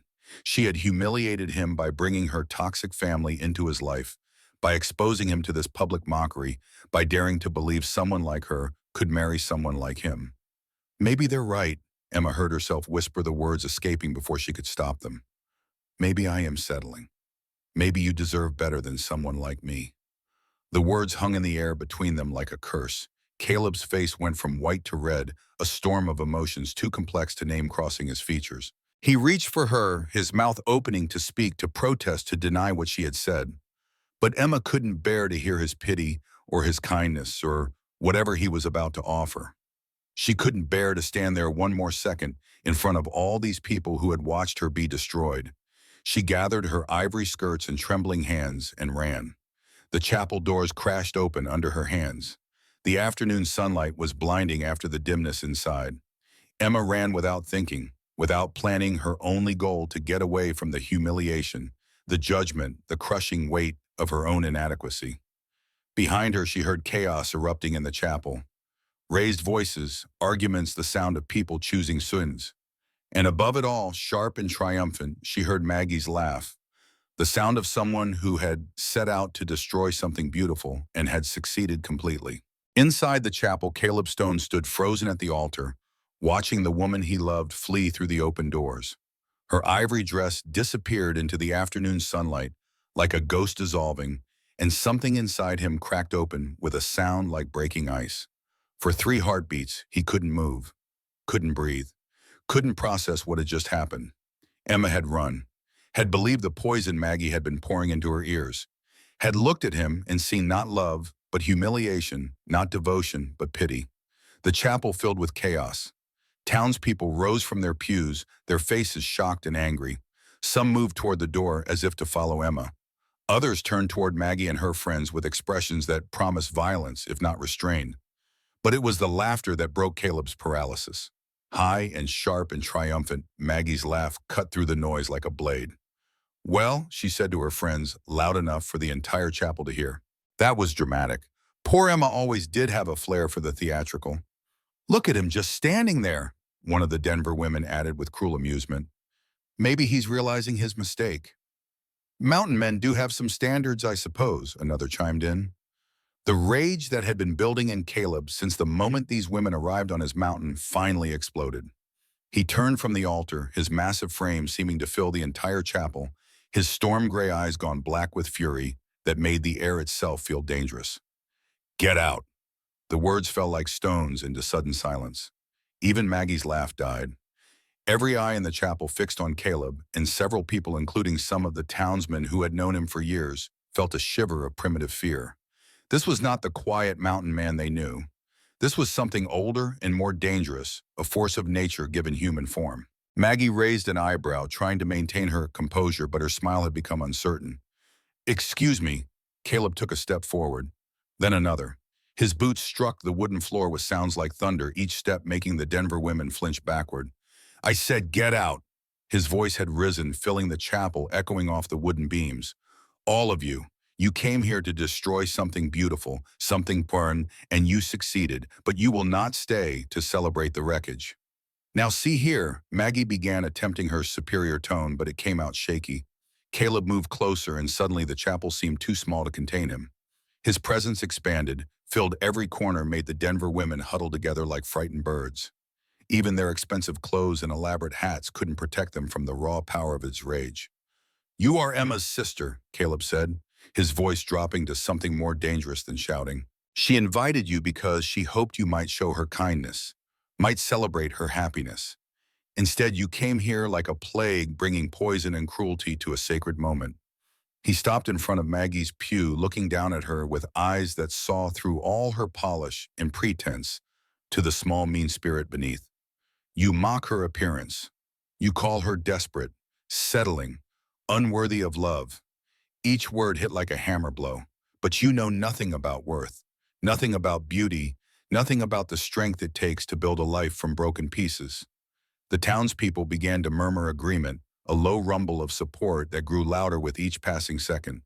These people had watched Emma transform over the summer, had seen her earn her place among them through hard work and genuine kindness. They had no patience for outsiders who came to destroy what they had helped build. Caleb's voice rose again, filling the chapel like rolling thunder. "Emma Harrison's worth 100 of you, 1,000 of you. She came to my mountain broken and defeated, and she rebuilt herself with her own hands." He turned to address the entire chapel. Now his words meant for everyone present. "She learned to work land that would break most people. She faced down storms and wild animals and the loneliness of mountain winters. She brought life back to a place that knew only death and sorrow." Pastor Carter watched in amazement as Caleb's words seemed to transform the very atmosphere of the chapel. The poison that had filled the air was being burned away by righteous fury and absolute conviction. "You sit there in your fancy clothes."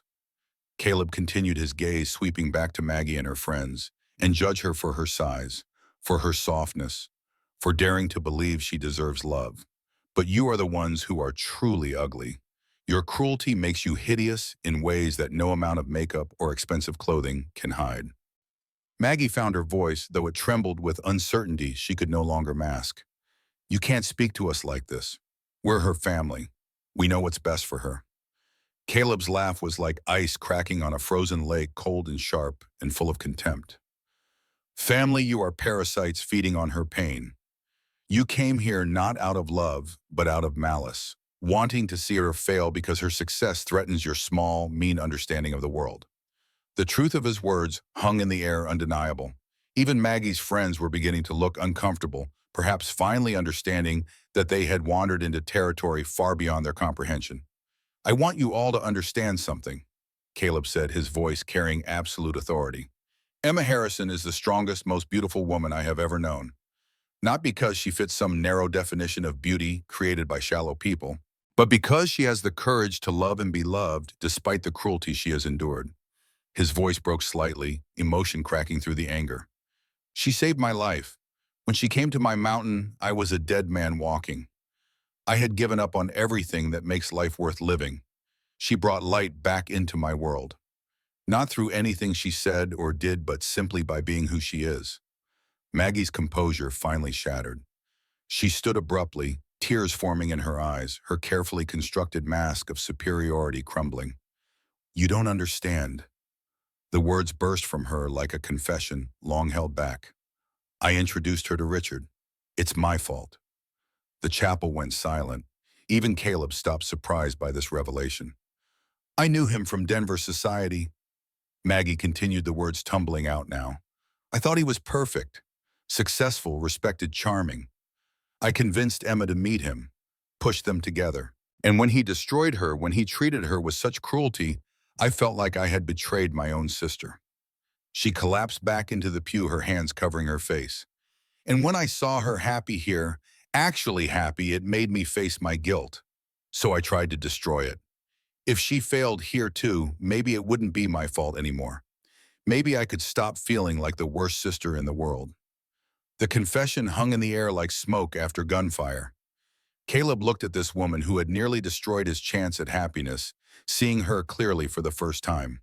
Not a villain, just a broken person trying to ease her own pain by inflicting it on others. So you tried to kill her happiness to ease your own guilt, Caleb said quietly. You're not protecting her. You're protecting yourself from your own conscience. Maggie sobbed, the sound raw and genuine. Her friends shifted uncomfortably, perhaps beginning to understand the magnitude of what they had been part of. Pastor Carter stepped forward, placing a gentle hand on Caleb's shoulder. Mr. Stone, go find your bride. We'll handle things here. Caleb looked at the elderly minister, seeing wisdom and compassion in those weathered features. Then he turned to the townspeople who had come to celebrate his wedding. Emma is out there somewhere, believing every cruel word they spoke. Every moment she spent in that darkness is a moment stolen from our life together. I have to find her. We're coming with you, Thomas Green said, rising from his pew. A dozen other men stood with him, ranchers and miners, who knew these mountains and understood the danger of a woman alone in the wilderness. She's one of us, Martha Green added, her voice fierce. We'll bring her home. Caleb felt something shift in his chest, a warmth that penetrated even his fury. This was community. This was what Emma had found here, what Maggie's poison couldn't touch. People who chose to stand with her, not because they had to, but because they wanted to. Thank you, he said simply. Then he strode toward the chapel doors, his boots striking the floor with purpose, his mind already ranging across the mountain, searching for the woman he loved. Behind him, the townspeople began organizing. Thomas called for lanterns and rope. Martha gathered blankets and food. Pastor Carter placed a restraining hand on Maggie's shoulder when she tried to rise, his voice gentle but firm. You've done enough damage, child. Stay here and think about what you've become. 2. The forest trial. Emma ran until her legs gave out and her lungs burned, and the ivory dress was torn and stained beyond recognition. She had no destination, no plan, only the desperate need to escape the humiliation that felt like it might crush her from the inside out. The forest swallowed her pine branches, catching at her dress and hair roots, threatening to trip her with every step. She didn't care. Physical pain was nothing compared to the agony of standing at that altar and realizing that every fear she had ever carried about her worth had been validated in front of an entire town. She found herself at the waterfall, the hidden place she had discovered during her summer explorations. It was 2 miles from Pine Ridge, deep enough in the forest that the sound of rushing water drowned out everything else. A small pool formed at the base of the falls, crystal clear and cold as winter. Emma collapsed on the mossy ground, her wedding dress spreading around her like the wings of a fallen bird. The tears came then, racking sobs that shook her entire body, releasing months of accumulated pain and fear, and desperate hope that had just been shattered. All of Richard's words came flooding back. "You're not the woman I married. I can barely look at you. You're disgusting." Every cruel assessment, every contemptuous glance, every moment of rejection played in her mind like a nightmare she couldn't escape. And now Maggie's words joined them. Settling, desperate, delusional. Her own sister confirming what Emma had secretly feared all along, that she was fooling herself, that Caleb's love was kindness or pity or convenience, anything but real. Emma looked down at her body, the curves that wouldn't be contained, no matter how hard she worked, the softnesses that remained despite months of physical labor. She saw every flaw Maggie had pointed out, every imperfection that made her unworthy of love. "What was I thinking?" she whispered to the empty forest. "What made me believe someone like Caleb could actually love someone like me?" The mountain offered no answer, only the endless rush of water over stone, the whisper of wind through pine needles, the distant call of an eagle hunting in the fading light. Emma's hands moved to the wedding dress, fingers fumbling with buttons, in a desperate need to remove this symbol of her failed hopes. The ivory silk had seemed beautiful that morning, had made her feel worthy and loved. Now it felt like a costume, a ridiculous disguise that had fooled no one but herself. She managed to tear several buttons free before exhaustion stopped her. Her hands fell to her lap, still wearing the jade ring Caleb had carved for her, the stone catching afternoon light and glowing as if lit from within. Emma stared at the ring, remembering the morning he had proposed, the sunrise over the mountains, the vulnerability in his storm-gray eyes as he knelt before her, the absolute conviction in his voice when he said he loved her. Had that been real, or had she created it from desperate need, seeing what she wanted to see instead of what was actually there? She looked at her reflection in the still water of the pool. Her face was blotchy and swollen from crying, her hair wild around her shoulders, her dress torn and muddy. She looked like a disaster, like proof that Maggie had been right all along. But as Emma stared at that reflection, something else caught her eye. Her arms no longer soft and weak, but corded with muscle from months of hard work. Her hands scarred and calloused, but capable of building and creating and healing. Her shoulders squared and strong from carrying water and splitting wood and refusing to quit even when the work nearly broke her. This was not the body of someone weak or worthless. This was the body of a survivor, a fighter, someone who had climbed a mountain with bleeding feet and built a new life from nothing but determination and hope. A sound in the forest made Emma's head snap up. Something large moving through the undergrowth, breaking branches and disturbing the careful silence. Her heart raced, fear cutting through the despair. Mountain lion bear. She had no weapon, no way to defend herself. But then she remembered Caleb's teaching. Stand tall, show no fear. Predators can smell terror like blood in water. Emma forced herself to stand, her legs shaking but holding. She squared her shoulders and faced the sound, ready to fight for her life if necessary. And in that moment of choosing to stand rather than cower, something shifted inside her. She wanted to live.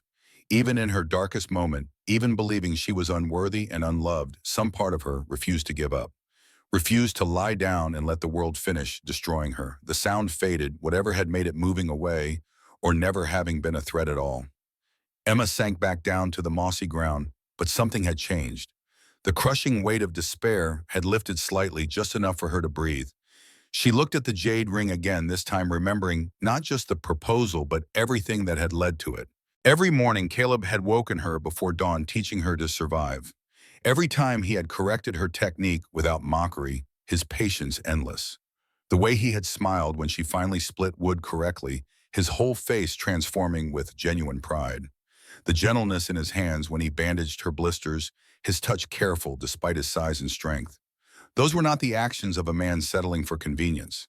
Those were the actions of someone who cared, who invested time and effort and pieces of his own broken heart into helping her become whole. But what if Maggie was right? The doubt crept back in, persistent as smoke. What if he was just lonely, just desperate for company after 3 years of isolation? Emma didn't know, couldn't know, could only choose what to believe. 3. The search. In Pine Ridge, the townspeople had transformed the chaos of the ruined wedding into organized purpose. Thomas Green led one search team north along the ridge trail. Martha took another group to check the southern valley where Emma sometimes gathered herbs. Pastor Carter remained at the chapel, coordinating efforts and providing a central point for the searchers to report back to. Caleb had gone alone into the forest, following instincts honed by decades of tracking deer and elk through these mountains. He knew Emma's favorite places, the spots where she went to find peace or solitude. The waterfall was the most likely hidden deep enough that she would feel safe from discovery, beautiful enough that she might seek its comfort. But getting there would take time, and every minute Emma spent believing Maggie's poison was a minute of damage that might never fully heal. Back at the chapel, Maggie sat in the front pew with her head in her hands, her carefully constructed world crumbling around her. Her friends had retreated to the hotel, abandoning her to face the consequences of her actions alone. The Denver men had already booked passage on the next stage out of town, eager to escape the judgment and potential violence of the mountain folk. Eleanor Hayes sat down beside Maggie, her presence neither comforting nor condemning, simply there. Why, Eleanor asked quietly. Why did you need to destroy her happiness? Maggie looked up, her face ravaged by tears and guilt. Because I'm the one who introduced her to Richard Coleman. I knew him from Denver society. He seemed perfect, successful, respected, charming. I pushed Emma to accept his courtship, convinced her he was the answer to everything. She laughed, a bitter sound. And when he turned cruel, when the fertility treatments changed her body, and he started treating her like she was disgusting, I felt responsible. I had put her in that situation. My judgment had failed her. So you tried to make her fail here too, Eleanor said, understanding dawning. To prove it wasn't your fault. If she couldn't find happiness anywhere, then maybe her unhappiness with Richard wasn't because you chose poorly. I know how terrible that sounds, Maggie whispered. I know what kind of person it makes me. But seeing her happy here, actually thriving, it made my guilt unbearable. I couldn't stand it. Eleanor was quiet for a long moment, studying this woman who had traveled hundreds of miles to sabotage her own sister's wedding. You do know that Caleb Stone would kill for Emma, don't you? If she doesn't come back, if something happens to her in that forest, there won't be any place far enough for you to run. Maggie paled, perhaps finally understanding the full scope of what she had set in motion. I never meant for her to run. I just wanted her to doubt, to question, to see that she was settling. No, Eleanor said firmly, you wanted her to feel small and worthless as you feel. Misery loves company, and you couldn't bear to be the only one suffering. The truth of the words made Maggie flinch. She opened her mouth to protest, to defend herself, but couldn't, because Eleanor was right. She had tried to drag Emma down into the darkness with her, had been willing to destroy her sister's happiness, to ease her own pain. What have I done? Maggie whispered. Something that may be unforgivable, Eleanor replied. But that's for Emma to decide, not me. Outside, the sun was beginning to set, painting the mountains in shades of gold and crimson. Search parties called to each other across the valleys, their voices echoing off stone faces. And somewhere in the vast wilderness, Caleb Stone moved with the focused intensity of a predator, tracking the most important prey of his life. 4. The waterfall revelation. Caleb found her as the sun touched the western peaks, its light turning everything to gold. He had been searching for 3 hours, following intuition and knowledge of Emma's habits, and relief flooded through him when he saw the ivory dress against the dark green moss. She was sitting beside the pool, her knees drawn up to her chest, her arms wrapped around them, as if trying to make herself as small as possible. Her wedding dress was torn and stained, her hair loose and wild around her shoulders. She looked like something broken and discarded, and the sight made Caleb's heart clench with pain and fury. He approached slowly, not wanting to startle her, his boots making soft sounds on the moss. Emma. She looked up, her eyes red and swollen from crying, and something flickered in her expression. Relief maybe, or fear, or some combination he couldn't read. You found me, she said, her voice rough from crying. I will always find you, Caleb replied, moving closer but stopping a respectful distance away, giving her space. Emma stood, her movements shaky but determined, and turned to face him fully. You shouldn't have come. You should let me go. Maggie was right about everything. The words hit Caleb like physical blows, but he kept his voice steady. Was she Emma? Was she really right? Emma's eyes blazed with a mixture of pain and anger, all the emotions she had been holding back suddenly erupting. Look at me. Really look at me. I'm not the woman you think I am. I'm not beautiful or strong or worthy of love. Her voice broke, tears streaming down her face. I'm just a desperate woman who threw herself at the first man who showed kindness. You heard them in the chapel. You saw their faces. They were right. I'm fat. I'm ugly. I'm nothing. She was crying fully now, her words tumbling out in a rush. And you're just being kind. Just like you were kind enough to let me stay, to teach me, to propose. But kindness isn't love, and I can't live a lie anymore. Caleb listened to every word as heartbreaking with each self-condemnation Emma spoke. He saw how deeply the poison had sunk into her, how thoroughly Maggie and Richard and everyone who had ever made Emma feel less than worthy had done their work. When she finally stopped breathing hard, tears still flowing, Caleb took a step closer. Then another, moving slowly, deliberately until he was close enough to reach out and cup her face in his calloused hands. Emma Harrison, he said, his voice low but carrying absolute conviction. I'm going to tell you something, and you are going to hear me. Actually hear me, not filter it through the voices in your head that tell you you're not enough. He held her gaze, his storm gray eyes boring into hers with an intensity that made it impossible to look away. You are the most beautiful woman I have ever seen. Not despite your size, not because I'm settling, not out of kindness. You are beautiful because of who you are. Because of your soul, your strength, your capacity for joy despite everything that's tried to crush it out of you. Emma tried to turn away, but Caleb's hands held her gently but firmly, refusing to let her hide. You want to know what I see when I look at you? Caleb continued, his voice growing stronger. I see a woman who climbed my mountain with bleeding feet and didn't quit. I see a woman who learned to split wood until her hands bled and kept learning. I see a woman who faced down a mountain lion without running. His thumbs wiped at the tears on her cheeks, his touch impossibly gentle for hands so large and work-worn. I see a woman who tended Rebecca's garden not to replace her, but to honor her, who brought life back to a place that knew only death, who made me want to wake up in the morning for the first time in 3 years. Caleb's voice cracked with emotion, the words he had been holding back for months, finally breaking free. You saved my life, Emma. For 3 years, I was dead inside, walking and breathing, but dead. When you came, I didn't let you stay out of kindness. I let you stay because for the first time since Rebecca died, I wanted to keep living. He pulled her closer, his forehead resting against hers, his breath mingling with hers in the space between them. I love you, Emma. Not the idea of you, not some fantasy I've constructed. You, exactly as you are in this moment. I love your curves because they're part of the woman who makes me whole. I love your strength and your vulnerability because they make you real in ways that perfect people never are. Caleb's voice dropped to barely above a whisper, intimate and fierce. I love the way you sing while you work in the garden. I love the way you talk to the chickens like they understand you. I love the way you look at me not with pity or fear, but with respect, with partnership, with love.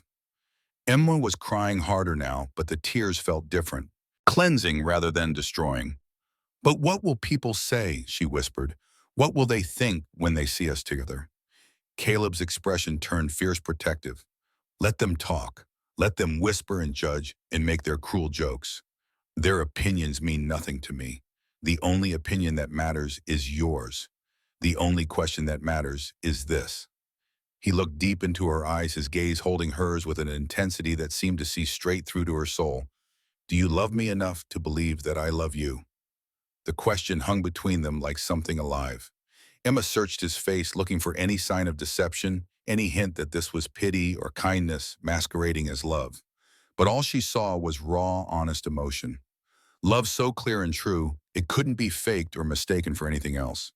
She thought about the months they had spent together, the patient way he had taught her to survive, the pride in his eyes when she succeeded at difficult tasks, the gentleness in his touch when he bandaged her wounds, the vulnerability he had shown when talking about Rebecca, trusting Emma with his grief.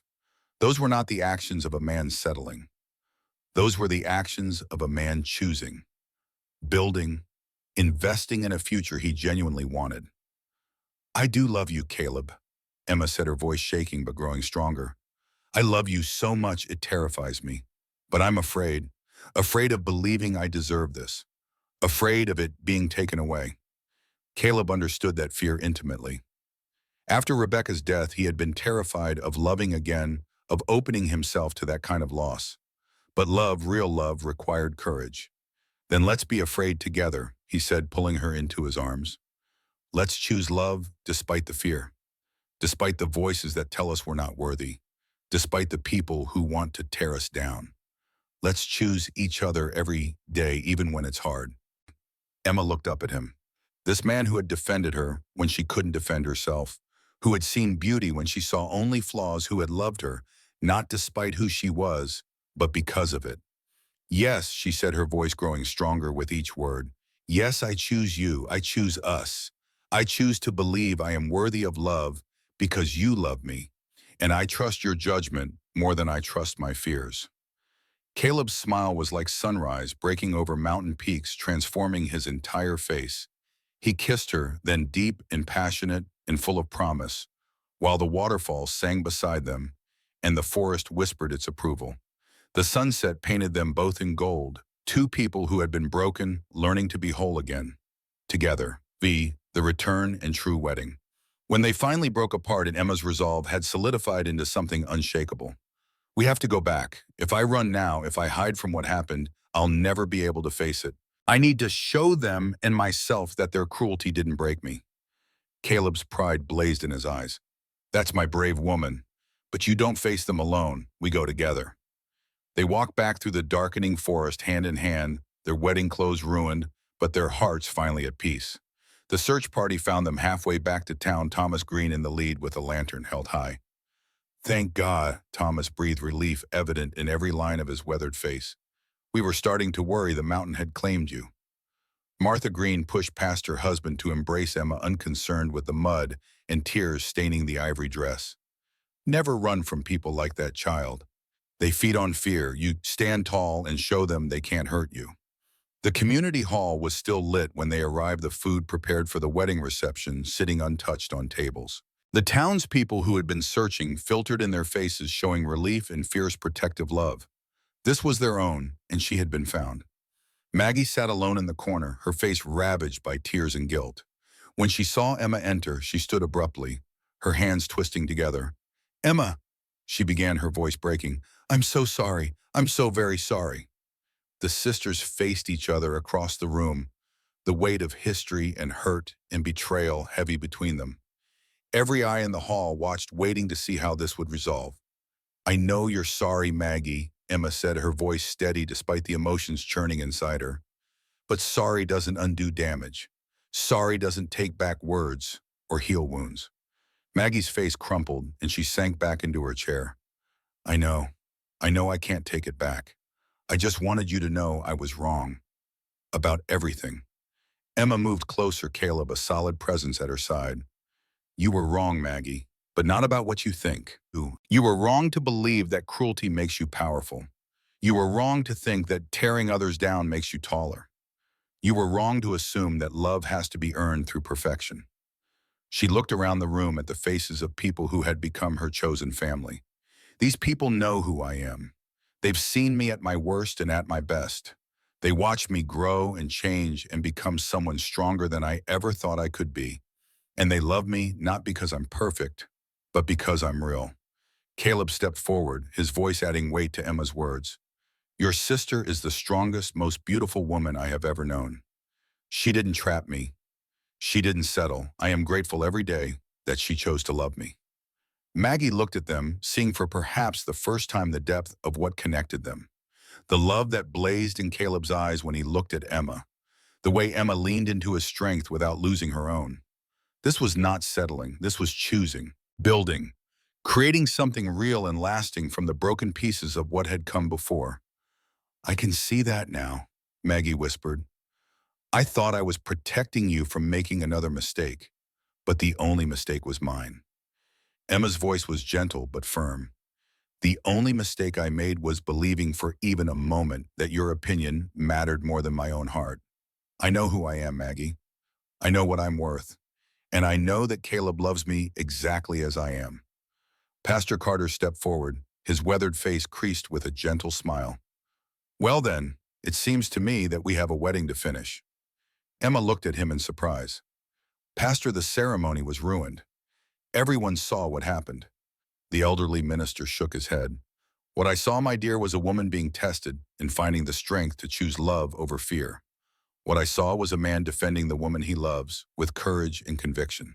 What I saw was a community coming together to reject cruelty and embrace what is good and true. He gestured toward the townspeople, their faces glowing with genuine joy. These people came here to celebrate your love, and that love is still here, stronger than ever. If you're willing, you would be honored to finish what we started. Emma felt tears gathering in her eyes, but this time they were tears of God rather than pain. She looked at Caleb, seeing her own hope reflected in his face. What do you say? He asked, his voice soft with love. Are you ready to marry me? Harrison. Emma's answer came from the deepest part of her heart, the part that had learned to believe in love, despite all the reasons not to. Yes, I'm ready. The impromptu ceremony that followed was more beautiful than anything they could have planned. Pastor Carter spoke about love that endures testing, about the courage it takes to choose happiness, despite the voices that say we don't deserve it. The townspeople gathered around Emma and Caleb like a protective circle, their faces glowing with genuine joy and fierce protective love. When it came time for vows, Caleb took Emma's hands, the jade ring still on her finger, and spoke with a conviction that left no room for doubt. Emma Harrison, with this ring, I make 3 promises. First, I promise to love you exactly as you are in every season, in every change, in every moment of doubt and certainty. Second, I promise to defend you against anyone who tries to diminish your light, whether they attack from outside or from within your own fears. Third, I promise to spend every day showing you that you are worthy of all the happiness in this world. Emma's own vows came from her heart, unplanned but perfect. Caleb Stone, with this ring, I make 3 promises. First, I promise to trust in your love, even when my fears whisper lies, even when the world tells me I'm not enough. Second, I promise to believe in my own worth, not because you gave it to me, but because I choose to claim it as my birthright. Third, I promise to choose courage over fear every day of our lives together. When Pastor Carter pronounced them husband and wife, the community hall erupted in cheers and applause. Caleb kissed his bride with a passion that spoke of love tested and proven true, and Emma kissed him back with all the joy and confidence she had fought so hard to claim. The celebration that followed was genuine and joyful, filled with music and dancing and the warmth of community. Even Maggie remained sitting quietly in the corner, watching her sister's happiness with something that might have been the beginning of understanding. As the evening wound down, Emma approached her sister one final time. I forgive you, Maggie, not because you deserve it, but because holding on to anger would only poison my happiness. But I need you to understand that this is who I am now. I'm not the broken woman you remember. I'm someone who has learned to love herself, and I won't let anyone, including you, take that away from me again. Maggie nodded through her tears. I understand, and I'm proud of you, Emma. Proud of the woman you've become, even though I had nothing to do with it. Maybe someday we can be real sisters, Emma said, but that will have to be your choice. You'll have to decide whether you want to be part of my life or part of my past.